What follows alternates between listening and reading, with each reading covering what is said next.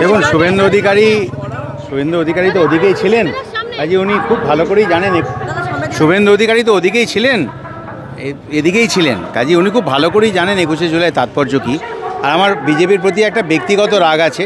আমি ছেড়েও ছিলাম বাঙালিদেরকে টপ পোস্টে যেতে দেওয়া হচ্ছে না বলে, অ্যান্টি বাঙালি, যে 11 বছর হয়ে গেল কোনো বাঙালিকে মানে ক্যাবিনেট মিনিস্টার পদ দেওয়া হলো না ভালো কাজ করার পরে। তো আমি ওই রাগে বিজেপি ছেড়েছিলাম। কাজে আজকে দেখুন ওই অ্যান্টি বাঙালি যে স্টান্সটা ওদের, সেটাই বজায় রয়েছে, এবং সেই জন্য বিভিন্ন প্রদেশে আপনারা দেখছেন বাঙালি শ্রমিকদের চেয়ে গ্রেপ্তার করা হচ্ছে। এটা বকলমে এনআরসিকে চালু করার একটা চক্রান্ত।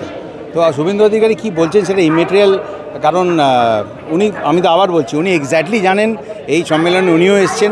আমার কাছে প্রত্যেকটা 21শে জুলাই একটা লার্নিং এক্সপিরিয়েন্স। আমি চুপচাপ বসে আমি দেখি পুরো ব্যাপারটা, দিদি কী বলছেন, অভিষেক কী বলছেন, বাকিরা কী বলছেন, তো এটাই ব্যাপার। আর শুভেন্দু অধিকার কাজ করতে দিন, উনি অপোজিশনে আছেন, উনি করুন, কিন্তু তৃণমূলের ফেভারে, দিদির ফেভারে কারা আছে সেটা তো আপনারা ভিড় দেখে বুঝতেই পারছেন, কারণ আমার মনে হয় nothing to add to that.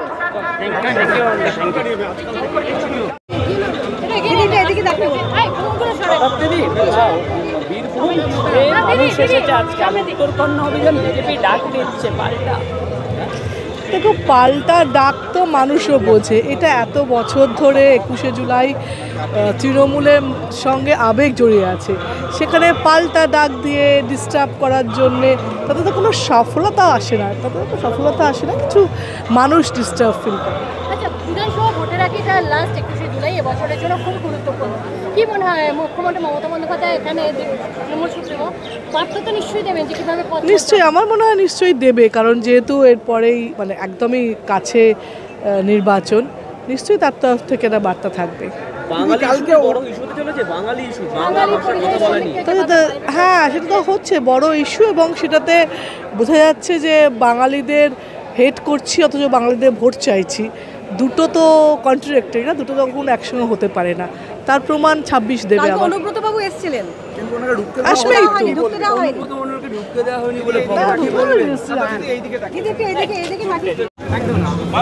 Video byte হবে।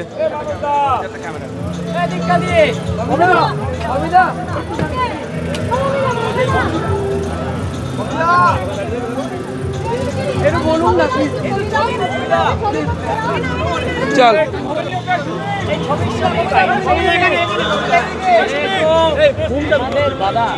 বল।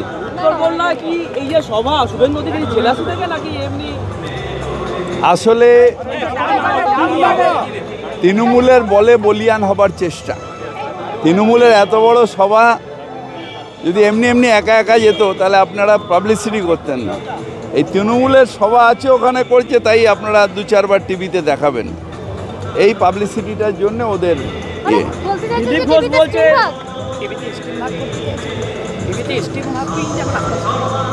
গ্রিন ভাগ না, ওই আর কি, টিভি আলাদা তো ওরা ফিট করে রেখেছে, ওখানে হবে।